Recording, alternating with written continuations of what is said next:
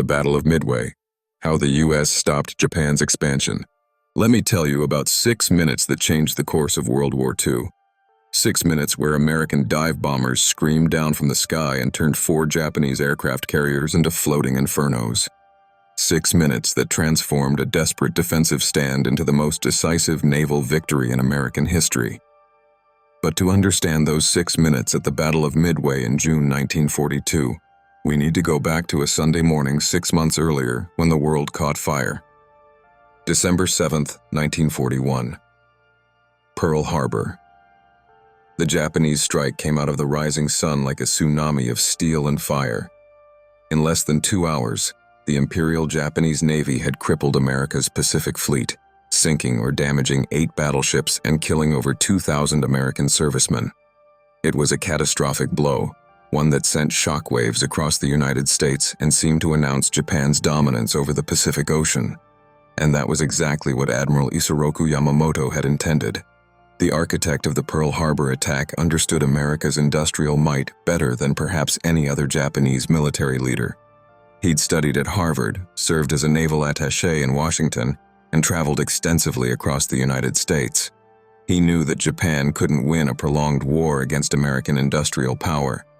His only hope was a knockout punch so devastating that America would sue for peace rather than commit to a long, bloody campaign across the Pacific. Pearl Harbor was supposed to be that punch. But Yamamoto had made a critical miscalculation. The attack, while devastating, had missed the most important targets. America's aircraft carriers had been out to sea that morning, away from the carnage. The fuel depots that powered the Pacific Fleet remained intact. The repair facilities survived. And perhaps most importantly, Yamamoto had awakened a sleeping giant and filled it with a terrible resolve. The America that emerged from Pearl Harbor wasn't cowed or ready to negotiate. It was furious and determined to fight. Within months, American factories were converting to war production at a pace that would have seemed impossible. But in early 1942, all of that industrial might was still ramping up. The immediate aftermath of Pearl Harbor belonged to Japan, and they made the most of it. The Japanese military machine rolled across the Pacific and Southeast Asia like an unstoppable force. Hong Kong fell on Christmas Day, 1941. Manila fell in early January. Singapore, the supposedly impregnable British fortress, surrendered in February in what Winston Churchill called the worst disaster in British military history. The Dutch East Indies collapsed in March. Burma fell in April. The Japanese Empire was expanding at a rate unprecedented in modern warfare, seizing territory rich in oil, rubber, and other resources that Japan desperately needed. American forces in the Philippines, led by General Douglas MacArthur, fought stubbornly but were forced to surrender in May after a heroic but doomed stand on Bataan and Corregidor. MacArthur escaped to Australia, where he made his famous promise, "I shall return." But in the spring of 1942, that seemed more like wishful thinking than a credible threat. The strategic situation looked dire for the United States. Japan had established a defensive perimeter stretching from the Aleutian Islands in the north to the Solomon Islands in the south, and from the Dutch East Indies in the west toward the Central Pacific in the east. Behind this perimeter, Japan could consolidate its conquests, extract resources, and build up its military forces. Breaking through would require a massive effort that America wasn't yet ready to mount. The Japanese called this their Greater East Asia Co-Prosperity Sphere, though the reality for conquered peoples was harsh occupation, not prosperity. But Japan's leaders knew they couldn't simply sit behind their defensive perimeter and wait for America to build up its strength. They needed to expand that perimeter, to push America further back, to eliminate any potential threats to their empire.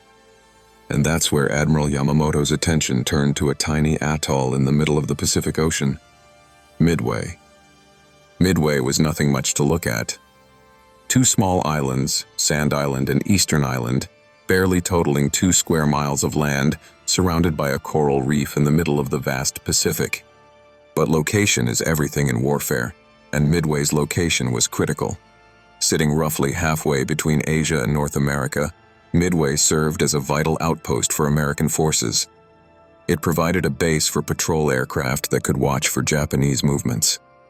It offered a stopping point for planes flying between Hawaii and the Western Pacific. And it sat like a sentinel guarding the approaches to Hawaii itself. If Japan could capture Midway, they would eliminate this threat to their perimeter, gain a base for their own operations, and potentially draw out what remained of the American Pacific Fleet for a decisive battle. That last point was crucial to Yamamoto's thinking. He believed that if he could destroy America's aircraft carriers, the ones that had escaped Pearl Harbor, he could buy Japan perhaps another year or two before American industrial production shifted the balance of power. A year or two might be enough time to force a negotiated peace. So Yamamoto began planning the Midway operation, the most ambitious naval operation Japan had yet attempted. The plan was characteristically complex, as Japanese military plans often were. Yamamoto would split his forces. A diversionary force would attack the Aleutian Islands in Alaska, drawing American attention north. Meanwhile, the main force would approach Midway from the west. The first wave would be a carrier strike force under Admiral Chuichi Nagumo, the same man who had led the Pearl Harbor attack. Nagumo's 4 fleet carriers, Akagi, Kaga, Soryu, and Hiryu, would launch airstrikes to soften up Midway's defenses. Then an invasion force with troops and support vessels would land on the islands and capture them. Behind everything, Yamamoto himself would command a massive battleship force, including the Yamato, the largest battleship ever built. When the American fleet sortied from Pearl Harbor to defend Midway, as Yamamoto was certain they would, he would trap them between his carriers and his battleships and annihilate them. It was an elegant plan on paper, but it had several critical flaws that Yamamoto and his staff failed to fully appreciate. First, the plan assumed surprise. Yamamoto believed the Americans didn't know the attack was coming. Second, it underestimated how many carriers the Americans could bring to bear. Japanese intelligence suggested that the carrier Yorktown had been sunk or severely damaged in the Battle of the Coral Sea the previous month. They also believed that the carriers Enterprise and Hornet were still in the South Pacific and couldn't return to defend Midway in time. Third, the plan was overly complex, with forces spread across thousands of miles of ocean, making mutual support difficult. And fourth, perhaps most critically, Yamamoto's plan underestimated the Americans. It treated them as predictable and inferior opponents rather than the dangerous and increasingly skilled adversaries they were becoming. These flaws would prove fatal, but to understand why, we need to talk about the secret weapon that gave America the advantage: codebreakers. Deep in the basement of the 14th Naval District headquarters at Pearl Harbor, a team of cryptanalysts led by Commander Joseph Rochefort worked around the clock to penetrate Japanese naval communications. They focused on a code the Americans called JN-25, a complex cipher the Japanese used for operational orders. By the spring of 1942, Rochefort's team could decrypt portions of Japanese messages, enough to get the gist even if they couldn't read every word. And what they were seeing in late May 1942 alarmed them. References to a major operation, something designated AF, a large concentration of forces, an attack planned for early June. But what was AF? Some intelligence officers believed it might be Hawaii itself, another attack on Pearl Harbor. Others thought it might be the west coast of the United States. Rochefort was convinced it was Midway, but he needed to prove it. So Rochefort devised a brilliant trick. He had Midway send a message in plain English saying that their water distillation plant had broken down and they were running low on fresh water.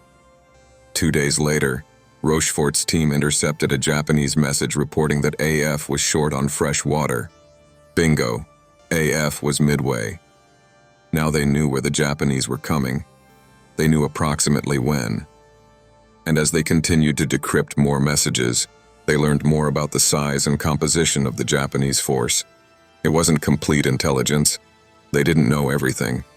But it was enough, more than enough. For the first time since Pearl Harbor, the Americans would not be surprised. They would be waiting. And this intelligence coup was about to fall into the hands of a man uniquely qualified to exploit it. Admiral Chester Nimitz. Nimitz had taken command of the Pacific Fleet after Pearl Harbor, inheriting a disaster and somehow maintaining both his composure and his optimism. He was a quiet Texan with ice-blue eyes and an unflappable demeanor that steadied everyone around him. He trusted his subordinates, took calculated risks, and had an instinctive understanding of carrier warfare, despite having spent most of his career in battleships and cruisers. When Rochefort brought him the intelligence about Midway, Nimitz made what might have been the most important decision of his career. He believed Rochefort. Not everyone at Pacific Fleet headquarters did. Some officers thought it might be a Japanese deception. Others doubted the codebreaker's conclusions. But Nimitz looked at the evidence and decided to stake everything on Rochefort being right. He would set a trap for Yamamoto at Midway. But Nimitz had a problem. The Japanese were bringing 4 fleet carriers to Midway. The Americans had 2 immediately available, Enterprise and Hornet, both commanded by Admiral William Bull Halsey. And they had Yorktown, which had limped back to Pearl Harbor after the Battle of the Coral Sea with significant damage. Naval engineers estimated it would take 3 months to repair Yorktown. Nimitz gave them 3 days.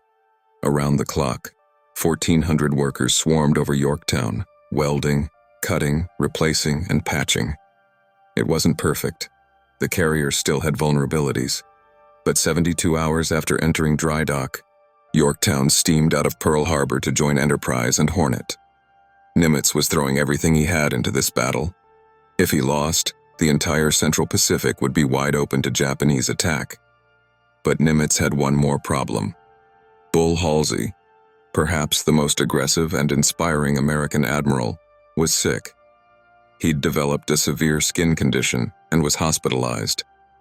He couldn't command the carrier force.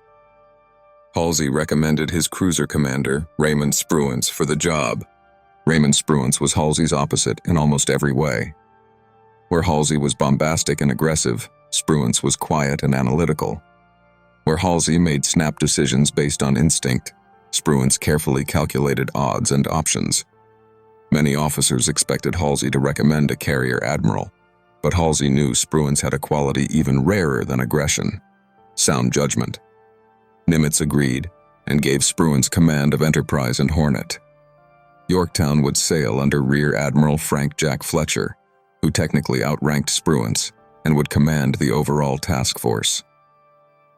Fletcher was a solid officer who had performed well at the Battle of the Coral Sea, but he would give Spruance considerable tactical freedom in the coming battle. By early June, the pieces were in place. The Japanese were coming, confident and powerful. The Americans were waiting, outnumbered but forewarned. And somewhere in the vast expanse of the Pacific Ocean, fate was about to roll the dice. The American carriers reached their positions northeast of Midway on June 2, 1942. They established patrol patterns and waited, maintaining radio silence to avoid revealing their presence. Spruance and Fletcher knew the Japanese were coming, but they didn't know exactly when or from exactly where. Their search planes scanned the ocean to the west, looking for the telltale signs of a massive fleet. Meanwhile, on Midway itself, the small garrison prepared for the onslaught. Marine Corps pilots, many of them fresh out of flight school, manned obsolete fighters like the Brewster Buffalo, which they grimly joked was built by the Japanese to American specifications. Ground crews armed every plane that could fly. Anti-aircraft batteries dug in. Everyone knew the odds. Everyone knew this could be the last stand. But they were ready to make the Japanese pay for every inch of coral and sand. June 4th, 1942. The day dawned clear over the Pacific. At 0:43, Admiral Nagumo's carriers began launching the first wave of attack planes, 72 bombers and 36 fighters, led by Lieutenant Joichi Tomonaga. The planes formed up in the pre-dawn darkness and headed toward Midway, 140 miles away. At 05:34, a patrolling PBY Catalina seaplane spotted the Japanese fleet and radioed back. Enemy carriers. The word flashed through the American forces like an electric shock. The Japanese were here. Minutes later, another PBY spotted Tomonaga's incoming strike and radioed, "Many planes heading Midway, bearing 320, distance 150. On Midway, air raid sirens wailed. Marines scrambled to their positions. American planes on the ground launched immediately, getting into the air to avoid being caught on the ground like the planes at Pearl Harbor. They couldn't save the base, but they could try to save themselves and strike back. The first to meet the Japanese were the Marine fighters from Midway. 25 Wildcats and Buffaloes climbed for altitude, their young pilots tense with fear and excitement. Most had never seen combat. Now they were about to face veteran Japanese pilots in superior Zeros. The slaughter was quick and brutal. The Zeros ripped through the Marine formations. Within minutes, 17 American planes had been shot down. The survivors scattered, damaged, and demoralized. The obsolete Buffaloes were death traps against the nimble Zeros. But the Marine pilots had done one important thing. They had disrupted the Japanese formation and delayed the attack, giving the anti-aircraft gunners on Midway a few extra precious minutes to prepare. When Tomonaga's bombers reached Midway, they found a hornet's nest of anti-aircraft fire.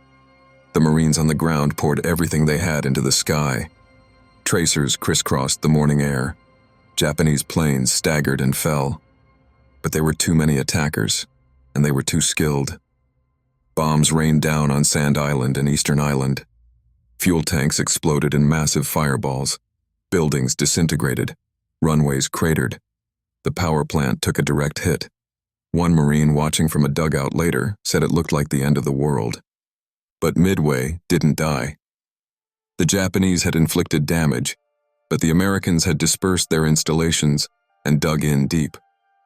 The runways were damaged, but could be quickly repaired. Most of the anti-aircraft guns survived, and the garrison, though bloodied, was still fighting. As the Japanese planes turned back toward their carriers, Tomonaga surveyed the damage and made a crucial assessment. He radioed Nagumo. "There is need for a second attack." That message would change everything. Aboard the carrier Akagi, Admiral Nagumo faced a decision. He had launched the first wave with bombs optimized for attacking land targets.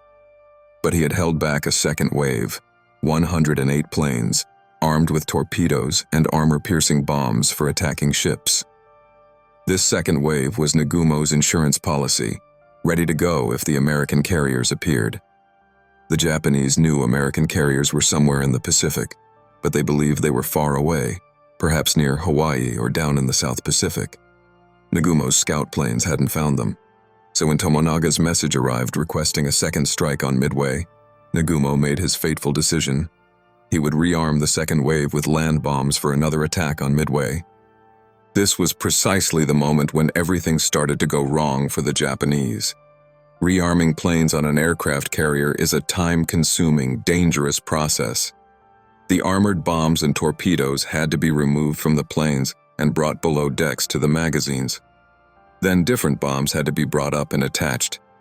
While this was happening, the planes were vulnerable, and so was the carrier, with ordnance stacked on the hangar decks. It was a calculated risk, but Nagumo believed he had time. He was wrong. At 0728, just as the rearming operation was getting underway, Nagumo received a message from one of his scout planes, a scout that had been delayed in launching because of mechanical problems. The message was fragmentary and frustrating. Sight what appears to be 10 enemy surface ships. Surface ships. That could be cruisers or destroyers, not necessarily carriers. But Nagumo was now worried.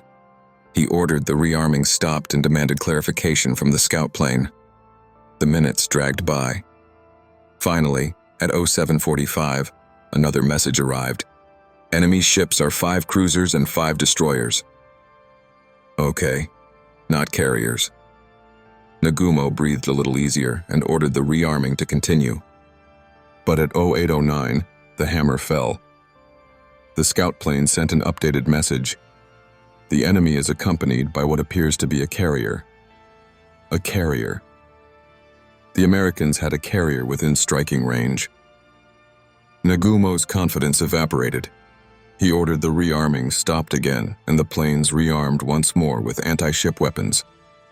But his mechanics were already exhausted from the first rearming evolution. Bombs and torpedoes were scattered across the hangar decks, and at that moment, the first planes from Tomonaga's midway strike began returning to the carriers, low on fuel and some damaged. They needed to land immediately. Nagumo couldn't launch a strike while recovering aircraft. He had to get Tomonaga's planes aboard first, so he made another decision, the last of a series of decisions that were slowly backing him into a corner. He would recover Tomonaga's planes, complete the rearming, and then launch a massive coordinated strike against the American carriers. It was the doctrinally correct decision. Japanese carrier doctrine emphasized large, coordinated strikes, not piecemeal attacks. But it took time, and time was the one thing Nagumo didn't have. Meanwhile, the American carriers had received word of the Japanese fleet's location. Admiral Fletcher, aboard Yorktown, made his command decisions quickly. He ordered Spruance, with Enterprise and Hornet, to close the distance and launch strikes immediately. Fletcher would hold Yorktown back temporarily to recover his scout planes, then follow. Spruance didn't hesitate. At 07:02, Enterprise began launching planes. Hornet followed. By 08:06, over 150 American planes were in the air. Wildcat fighters, Dauntless dive bombers, and Devastator torpedo bombers. They formed up into separate groups and headed toward the reported position of the Japanese carriers. But carrier aviation in 1942 was still an inexact science. Navigation over the open ocean was difficult. Radio communication was spotty. Weather could obscure targets. And the Japanese fleet wasn't stationary. It was moving, and moving fast. As the American strike groups flew west, they began to lose cohesion. Different squadrons flew at different altitudes and speeds. The precise coordination they'd hoped for started to fall apart. Torpedo Squadron 8 from Hornet, led by Lieutenant Commander John Waldron, was the first to find the Japanese. Waldron was a hard-nosed, intense officer who had a reputation for aggressive tactics and an uncanny ability to find targets. He'd told his men before launching, "If there's only one plane left to make the final run-in, I want that man to go in and get a hit." As his 15 Devastator torpedo bombers droned west, Waldron made a navigation decision that diverged from the rest of Hornet's air group. He went on instinct, adjusting course to the southwest. And his instinct was right. At 9:20, Torpedo 8 spotted the Japanese carriers, 4 flat tops steaming in formation with escorting battleships, cruisers, and destroyers. It was the most powerful carrier force in the world, and Waldron was about to attack it with 15 slow, obsolete torpedo bombers and no fighter escort. The Wildcats that were supposed to protect them were elsewhere, having lost contact. Waldron didn't hesitate. He wagged his wings, signaling the attack, and led his squadron down toward the water. The Devastator torpedo bomber was already obsolete by 1942. It was slow, with a maximum speed of barely 200 miles an hour when carrying a torpedo. It had to fly low and straight on its attack run, making it an easy target. And its defensive armament was pathetic. 1 forward-firing machine gun and 1 rear-facing gun operated by the radio man gunner. But it was what the Americans had, and the crews of Torpedo 8 were determined to press home their attack. As they descended toward the ocean, Japanese Combat Air Patrol Zeros spotted them and dove to attack.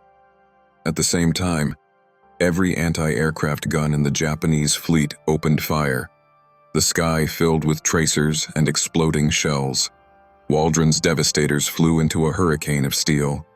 The first plane fell within minutes, hit by zero gunfire, plunging into the ocean.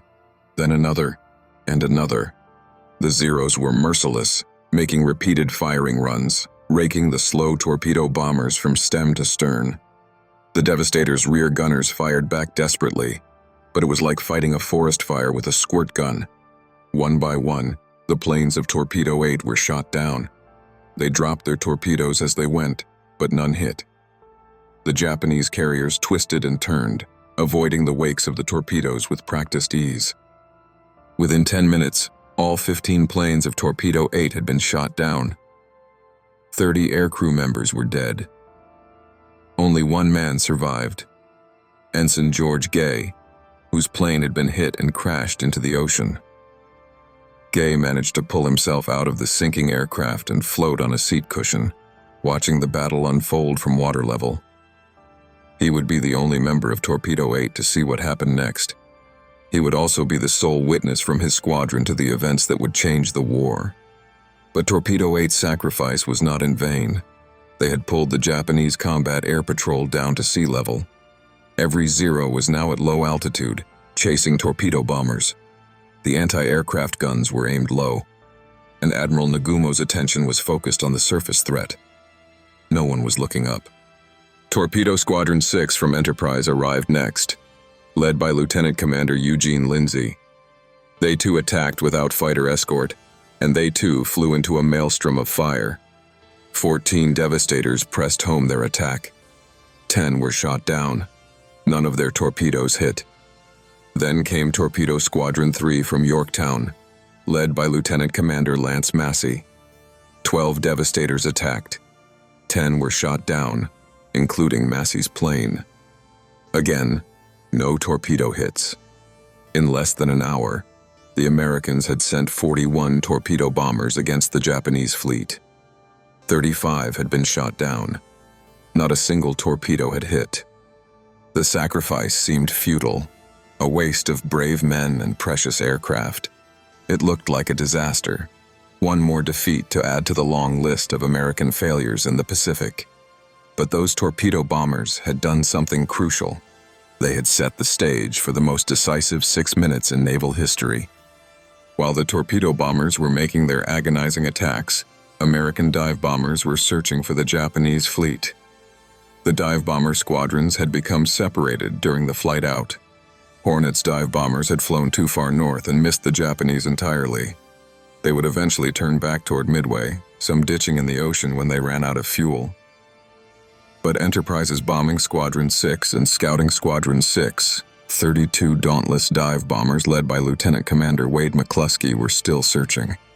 McCluskey had calculated the Japanese fleet's position and flown to the expected intercept point. Nothing, just empty ocean.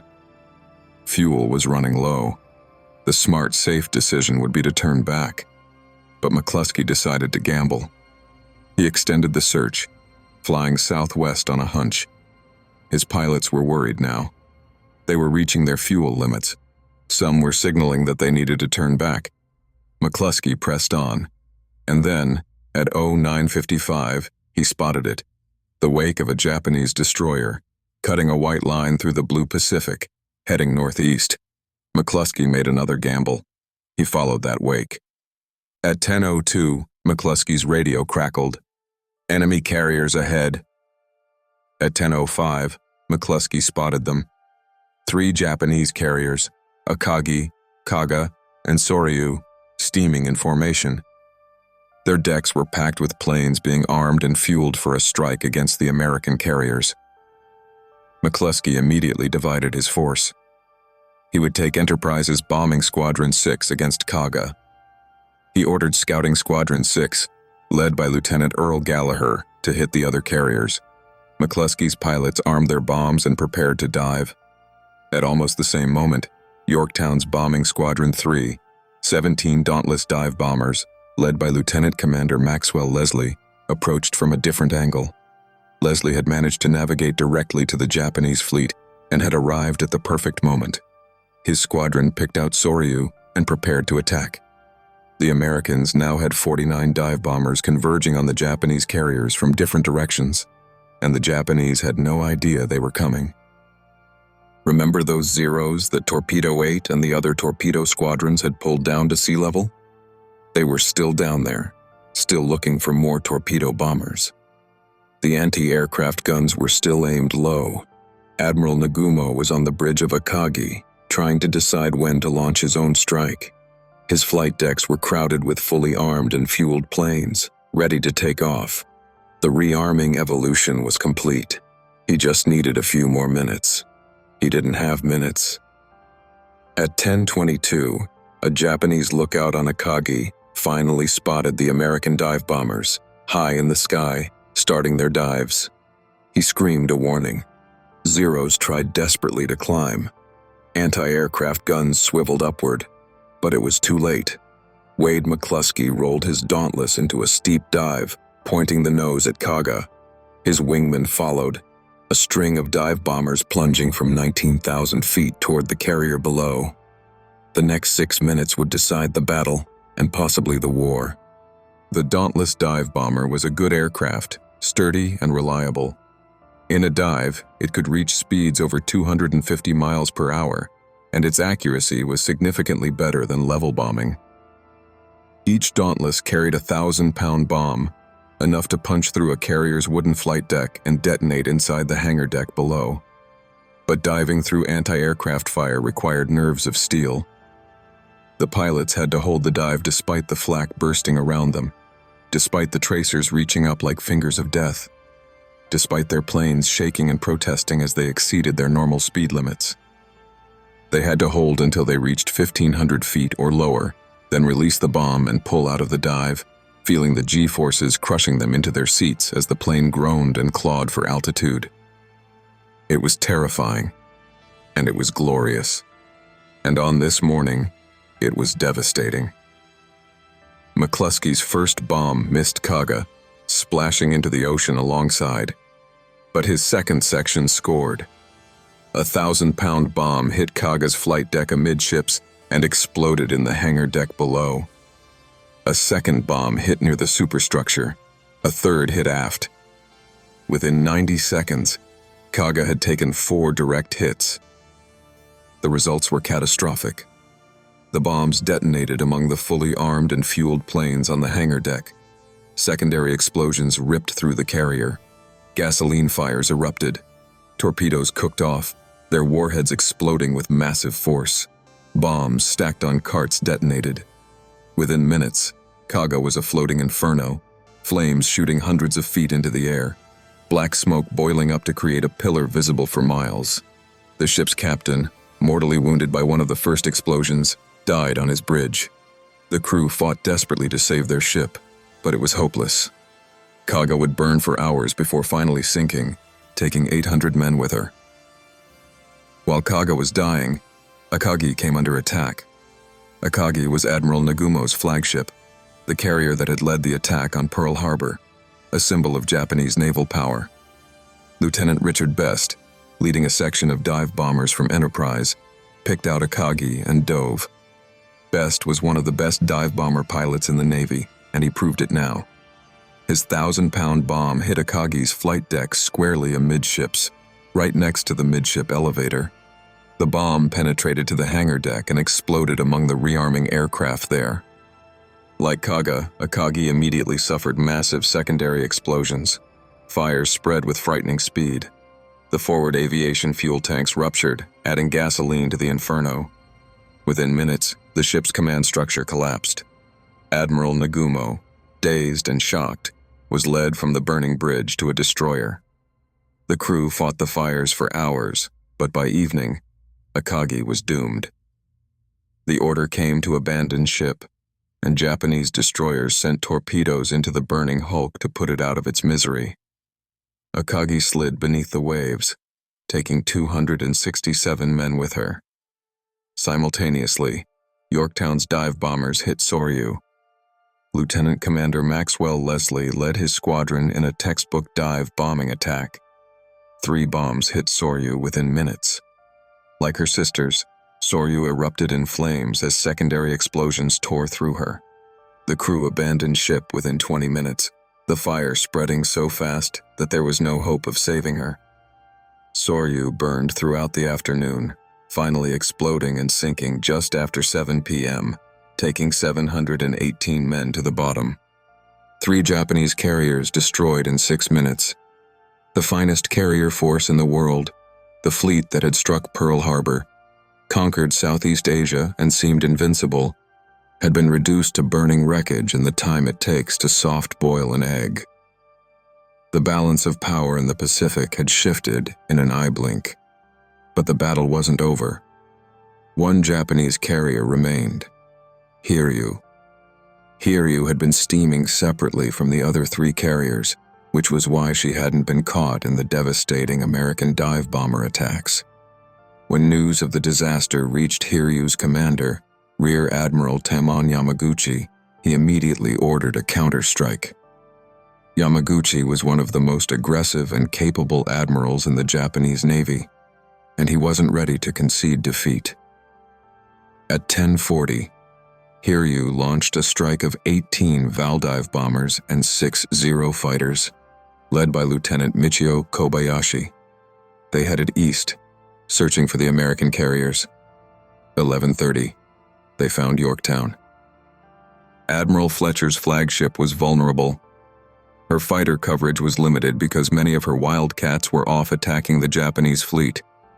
When the Japanese strike appeared, only a handful of fighters were available to intercept.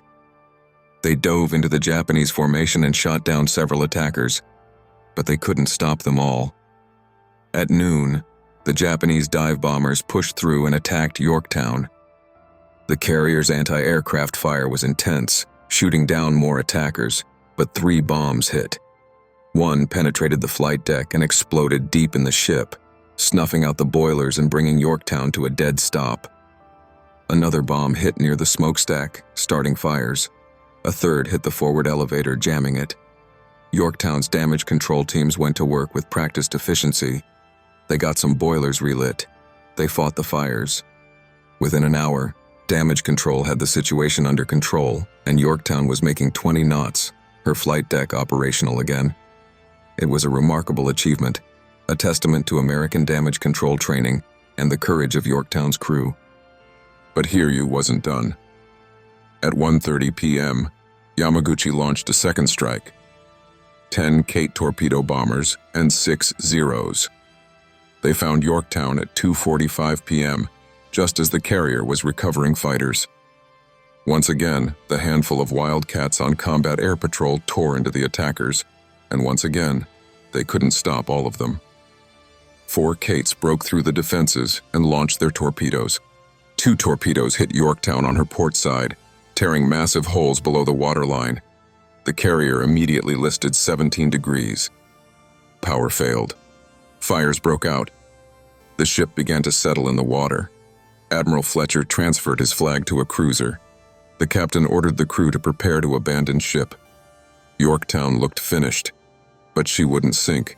Not yet. She was tough, tougher than anyone expected. She would float for 2 more days, a testament to American shipbuilding, before finally going down. But Yorktown was out of the battle, and Fletcher with her. Tactical command passed to Raymond Spruance on Enterprise. Spruance now faced a decision. He knew there was at least one Japanese carrier still operational, the one that had launched the strikes against Yorktown. He needed to find it and sink it, but he didn't know where it was, and daylight was waning. If he launched a search and strike now, his planes might not return until after dark, and night carrier landings were extremely dangerous, often resulting in more losses than combat. Some advisors recommended waiting until morning. Spruance made another of his characteristically calculated decisions. He would launch immediately. The risk was worth it. At 3 p.m., Enterprise launched 24 dive bombers to search for the remaining Japanese carrier. At 3:30, scouts found Hiryu and radioed her position. The dive bombers turned toward the target. At 5 p.m., they attacked. Hiryu was maneuvering radically, trying to avoid bombs, her anti-aircraft guns throwing up everything they had. But the Americans had learned their lessons. They came in from different angles, coordinating their dives to overwhelm the defenses. 4 bombs hit Hiryu within minutes. Like the other Japanese carriers, Hiryu immediately suffered catastrophic secondary explosions as the bombs detonated among armed and fueled aircraft. Fires engulfed the ship. Admiral Yamaguchi refused to leave, choosing to go down with his ship. The crew fought the fires throughout the night, but by the next morning it was clear Hiryu was doomed. The order came to abandon ship. Japanese destroyers fired torpedoes into the burning carrier, and she sank at 9 a.m. on June 5th, taking 389 men with her. All 4 of Admiral Nagumo's carriers were gone, sunk or sinking. The cream of Japanese naval aviation had been destroyed. Over 3,000 Japanese sailors were dead or dying. Japan's offensive capability in the Pacific had been shattered. But Admiral Yamamoto, commanding from the battleship Yamato hundreds of miles to the west, still had powerful surface forces. He could still potentially turn defeat into something less catastrophic. He ordered his scattered forces to concentrate for a surface engagement. Yamamoto had multiple battleships, including the massive Yamato with her 18-inch guns, the largest naval guns ever mounted on a warship.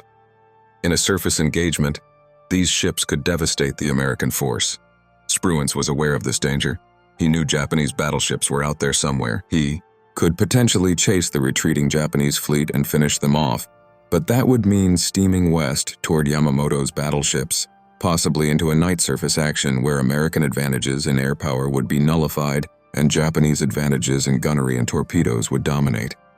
Spruance made what many consider his most brilliant decision of the battle. He turned east, away from the enemy. It was a decision that baffled some of his more aggressive officers. They had the Japanese on the run. Why not pursue? But Spruance understood something fundamental about his mission. Nimitz hadn't sent him to win a glorious victory. He'd sent him to defend Midway and preserve the carrier force. Spruance had accomplished the first objective. Now he needed to accomplish the second. He would not risk his carriers in a surface engagement where one lucky torpedo or shell could undo everything they'd achieved. He would not give Yamamoto the decisive surface battle the Japanese admiral desperately wanted. So Enterprise and Hornet steamed east through the night, while Yamamoto's battleships steamed west, the two forces passing like ships in the night, never making contact. By the morning of June 5th, Yamamoto faced reality. His carriers were gone. His invasion force was vulnerable without air cover. The Americans still had at least 2 operational carriers. He couldn't bombard Midway with battleships without risking devastating air attacks the next morning. The operation had failed. At 02:55 a.m. on June 5th, Yamamoto issued the order that must have torn at his soul. Occupation of Midway is canceled. The Japanese fleet turned for home, defeated. But the battle had one more tragedy to play out. 2 Japanese heavy cruisers, Mogami and Mikuma, collided during evasive maneuvers while retreating. Both were damaged, with Mogami's bow crushed and Mikuma leaking oil, leaving a telltale trail across the ocean. On June 6th, American search planes spotted the oil trail and followed it to the damaged cruisers. Spruance ordered strikes launched. Wave after wave of dive bombers attacked the crippled ships. Mikuma took multiple bomb hits and sank that evening.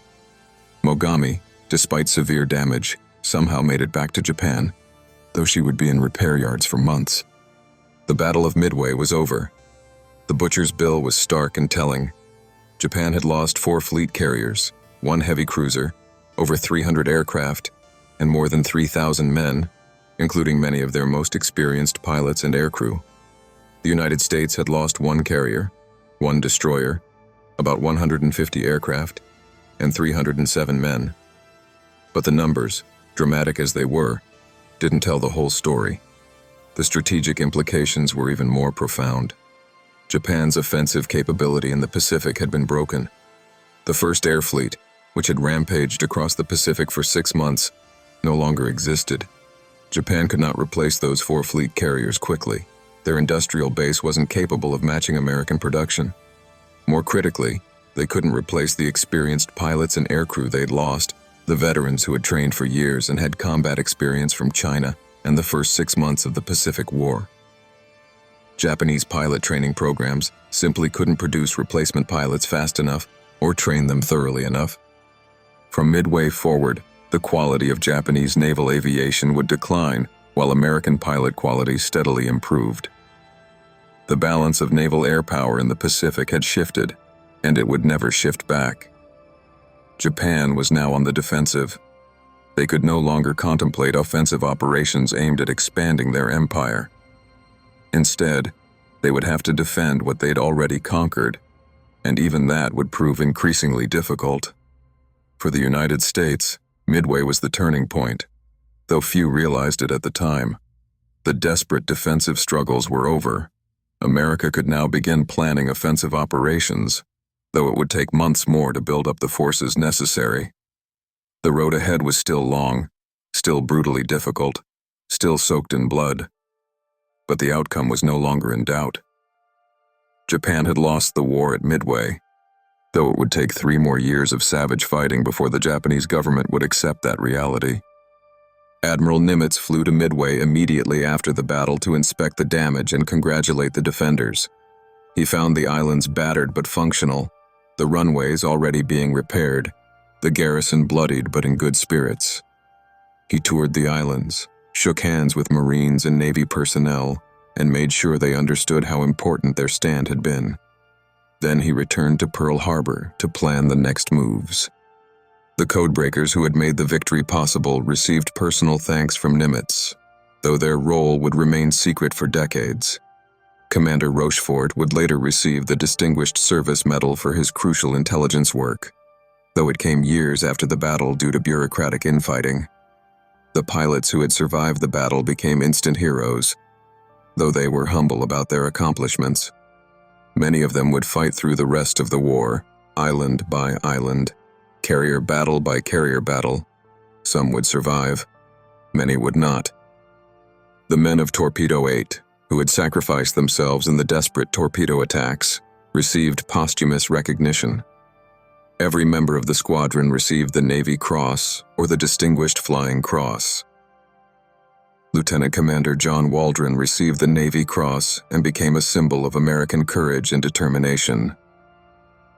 Ensign George Gay, the sole survivor, would spend 30 hours floating in the Pacific before being rescued. He would survive the war and spend the rest of his life honoring the memory of his squadron's mates. The Japanese tried to keep news of the defeat secret from their own people, reporting it as a victory. But the truth couldn't be hidden from the military or the government. The Imperial Japanese Navy began an urgent program to rebuild its carrier fleet, converting battleships and other vessels into carriers, accelerating construction on new fleet carriers. But they were now in a race they couldn't win against American industrial production. Admiral Yamamoto took the defeat hard. He had staked everything on a decisive victory at Midway and had been outmaneuvered and defeated. He remained in command of the combined fleet, but the aura of invincibility was gone. He would continue to direct Japanese naval operations in the South Pacific, trying to defend the Empire's southern perimeter, but his forces were increasingly on the defensive. On April 18, 1943, American codebreakers would decrypt a message revealing Yamamoto's travel plans for an inspection tour. Admiral Nimitz, with approval from Washington, ordered an ambush. American P-38 fighters intercepted Yamamoto's plane over Bougainville and shot it down.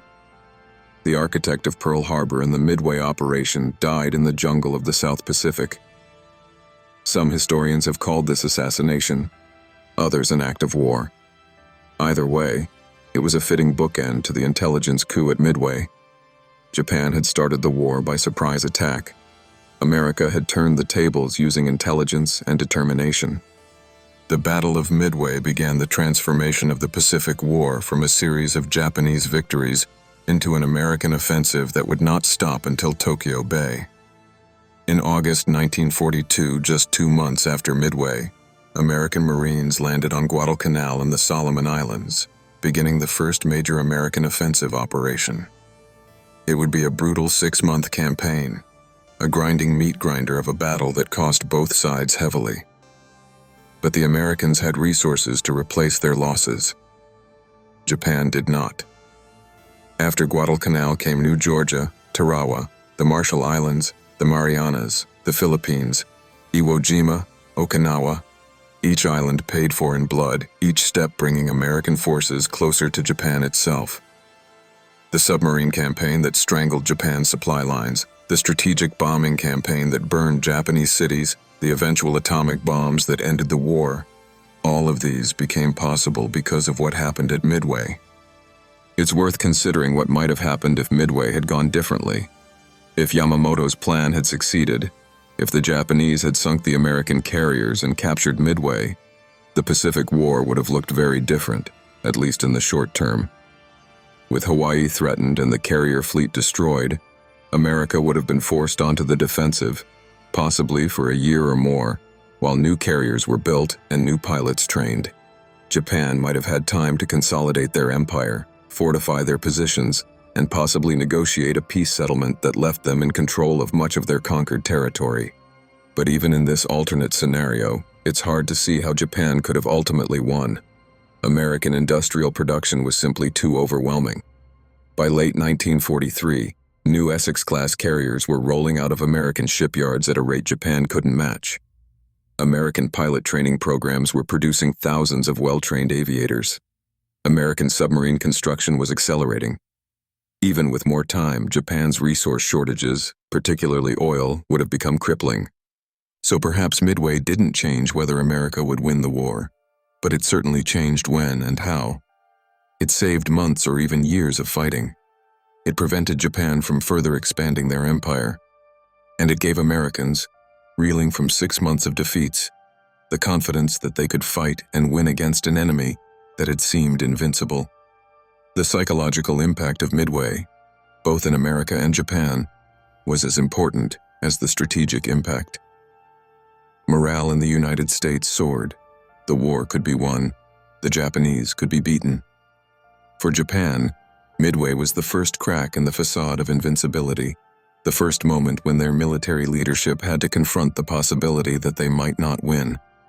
That crack would widen into a chasm over the following 3 years as defeat after defeat drove home the reality that the war was lost. The lessons of Midway resonated far beyond the Pacific War. The battle demonstrated the decisive importance of intelligence in modern warfare. Good intelligence had allowed Nimitz to position his forces perfectly and turn a Japanese surprise attack into an American ambush. The importance of this lesson wasn't lost on military planners, and intelligence gathering and code breaking became ever more sophisticated throughout the war and beyond. Midway also demonstrated the supremacy of the aircraft carrier over the battleship in naval warfare. Battleships had dominated naval thinking for decades, but at Midway, the battleships on both sides never fired a shot at each other. The entire battle was decided by carrier aircraft. This lesson would reshape naval doctrine and shipbuilding priorities for every major navy in the world. By the end of World War II, the aircraft carrier had replaced the battleship as the capital ship, the centerpiece of naval power projection. The battles showcased American adaptability and determination.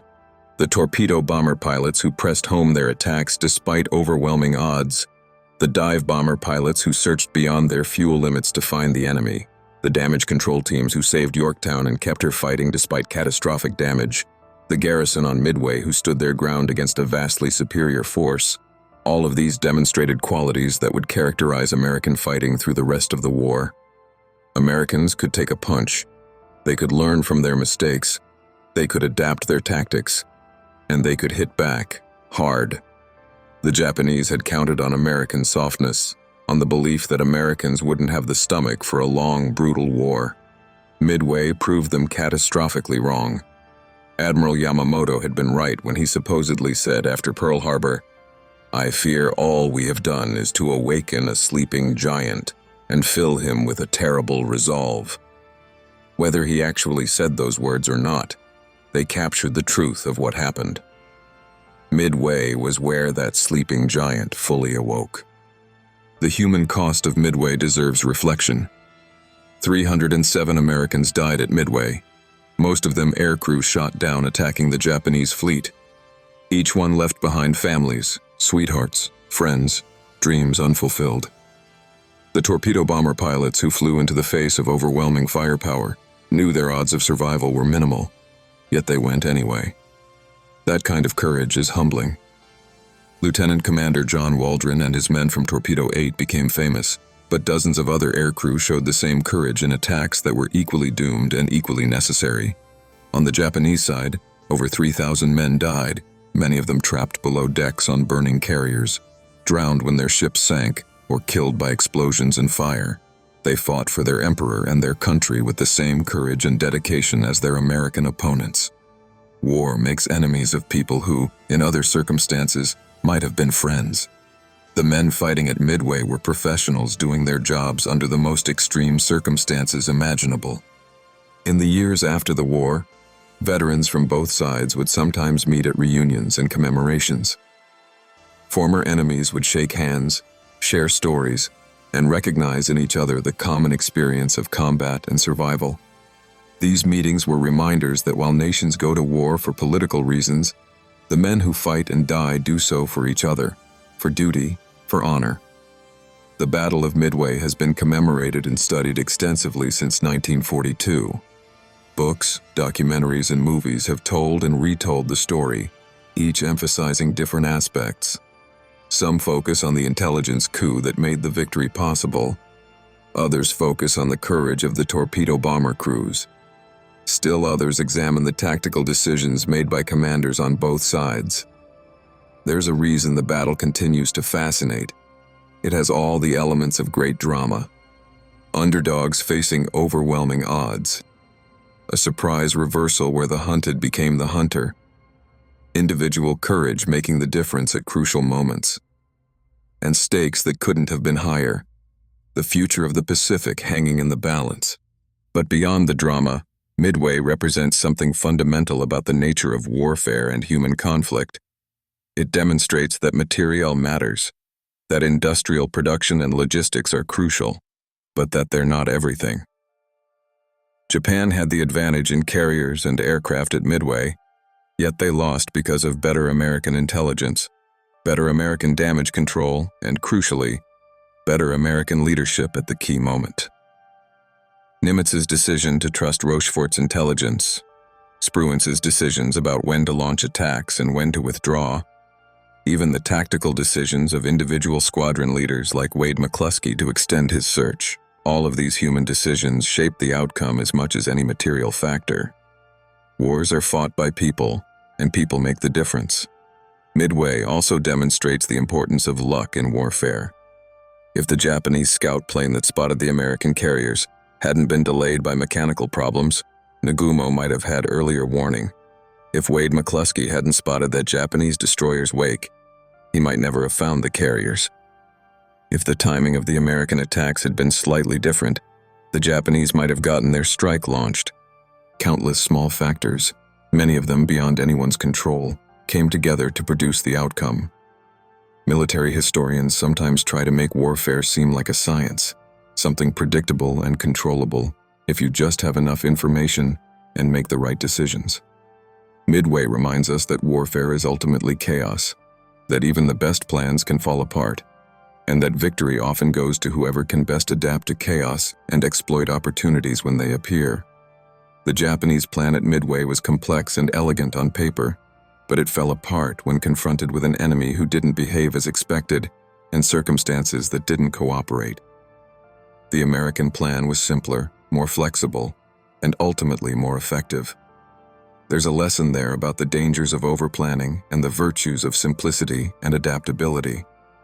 In the decades since Midway, military professionals have studied the battle intensively, trying to extract lessons applicable to modern warfare.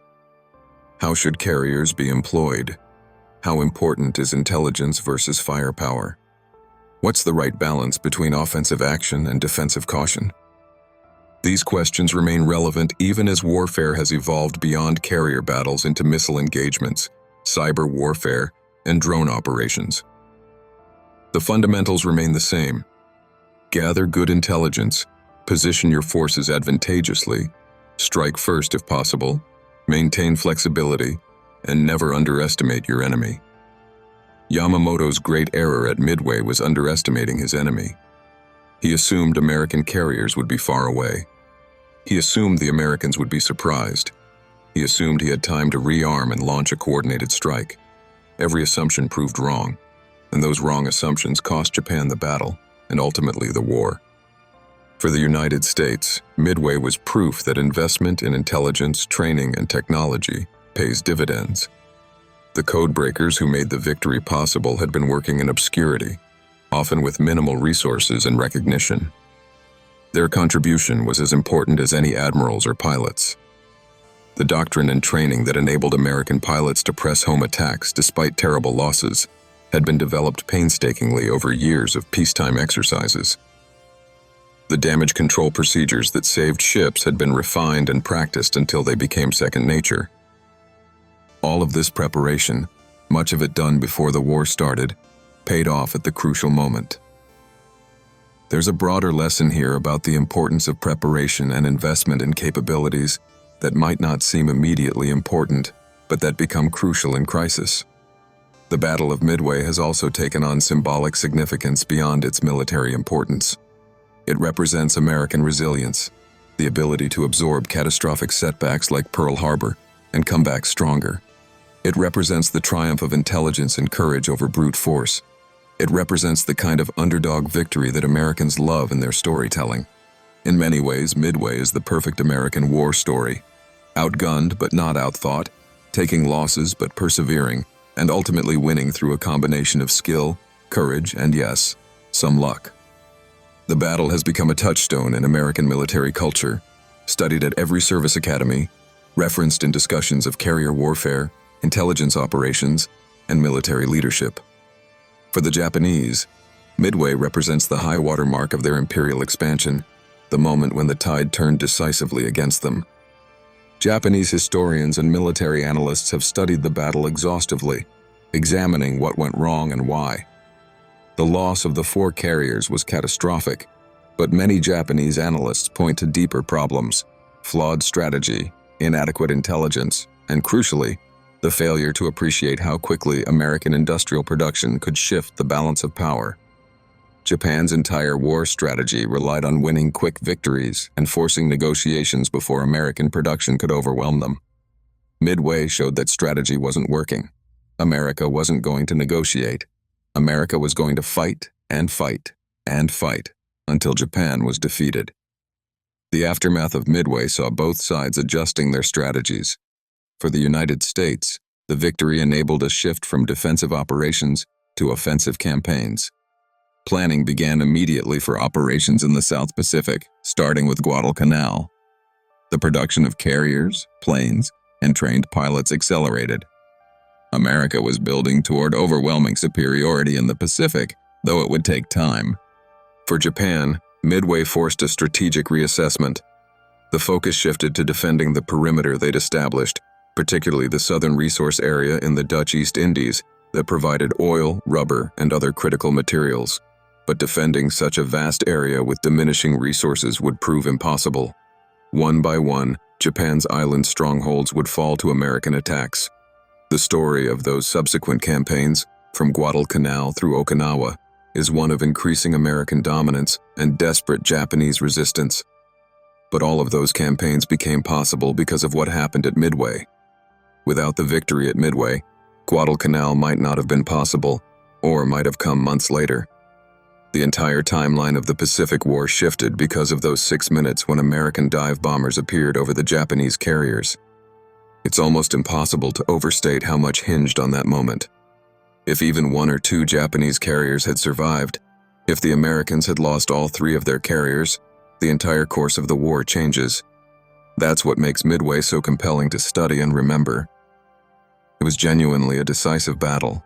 One of those rare moments in history where you can point to a specific time and place and say, this is when everything changed. The men who fought at Midway couldn't know all of this at the time. They were too busy fighting, surviving, doing their jobs under impossible conditions. It would be only later, looking back, that the significance would become clear.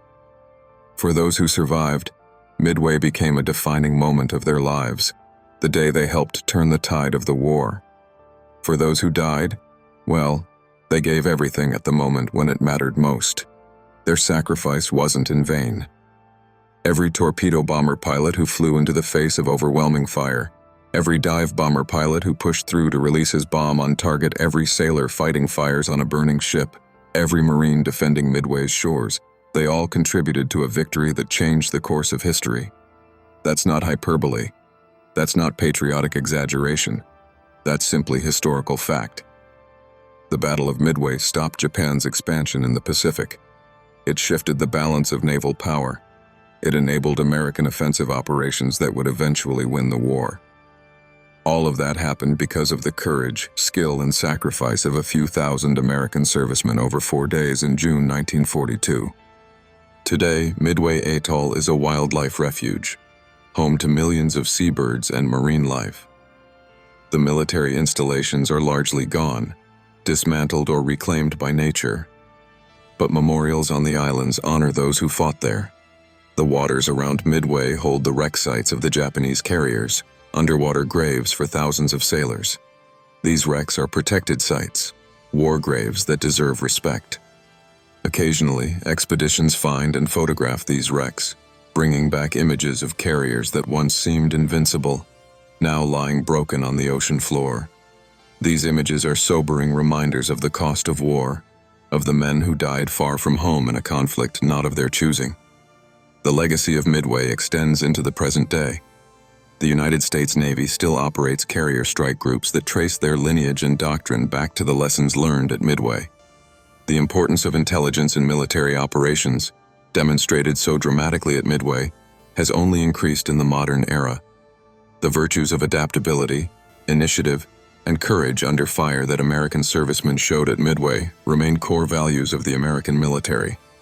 For Japan, now a close ally of the United States and a peaceful democracy, Midway is a reminder of the disastrous consequences of military aggression and imperial ambition. Modern Japan has forsworn militarism and built a society based on different values. But the memory of Midway and the broader Pacific War remains important in Japanese historical consciousness, a reminder of a dark period that should never be repeated. When we remember Midway, we should remember several things. First, we should remember the courage of the men who fought there, on both sides. War brings out both the worst and best in humanity, and Midway showed men at their best, fighting with skill and courage for their countries and their comrades. Second, we should remember that victory was neither inevitable nor easy. It came at terrible cost and required not just bravery but also intelligence, leadership, and yes, some luck. Third, we should remember that Midway was just one battle in a long war. The men who won at Midway had to keep fighting for 3 more years.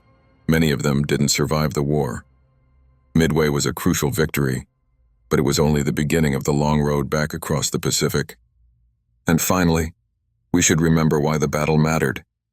Midway stopped the expansion of an empire built on conquest and oppression. It preserved the possibility of a different future for Asia and the Pacific, one based on freedom rather than imperial domination. That doesn't mean the Allied powers were perfect, or that their own empires were benign. History is complicated, and World War II in Asia involved colonial powers fighting against an imperial power.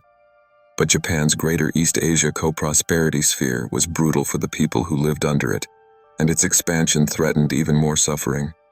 Stopping that expansion mattered, and Midway was where it was stopped.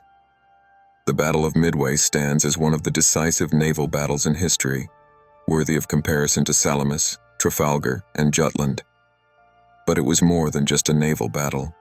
It was a turning point in the largest war in human history, the moment when the tide turned in the Pacific, and America began the long offensive that would end with Japanese surrender 3 years later. Every June, veterans of the battle, their numbers sadly dwindling as the years pass, would gather to remember.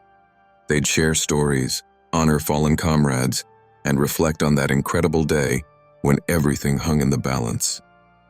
Ensign George Gay, the sole survivor of Torpedo 8, attended these reunions for decades, bearing witness to his squadron's sacrifice. Other survivors, like dive bomber pilot Norman Dusty Kleiss, who scored hits on 3 Japanese carriers in one day, shared their stories to keep the memory alive. As the last generation who fought in World War II passes from the scene, it becomes increasingly important to remember their stories and honor their sacrifice. Midway is more than history. It's a reminder of what Americans can accomplish when tested, of how courage and determination can overcome seemingly impossible odds. It's a reminder that intelligence and preparation matter as much as firepower. It's a reminder that individual decisions and actions can change the course of history. And it's a reminder of the terrible cost of war and the importance of remembering those who paid that cost. So when we think of Midway, we should think of those 6 minutes when everything changed. We should think of John Waldron leading Torpedo 8 into the teeth of Japanese defenses. We should think of Wade McCluskey gambling on extending his search and finding the Japanese carriers. We should think of Raymond Spruance making the hard decision to turn away from the enemy when aggression might have seemed more appealing. We should think of the thousands of Japanese sailors who died doing their duty, enemies in war but worthy of respect as human beings. We should think of Chester Nimitz trusting his codebreakers, and Joseph Rochefort providing the intelligence that made victory possible. And we should think about what it all meant. A crucial victory in a just war, bought with blood and courage, that changed the course of history and helped shape the world we live in today. That's the story of Midway. That's why it matters. And that's why we remember.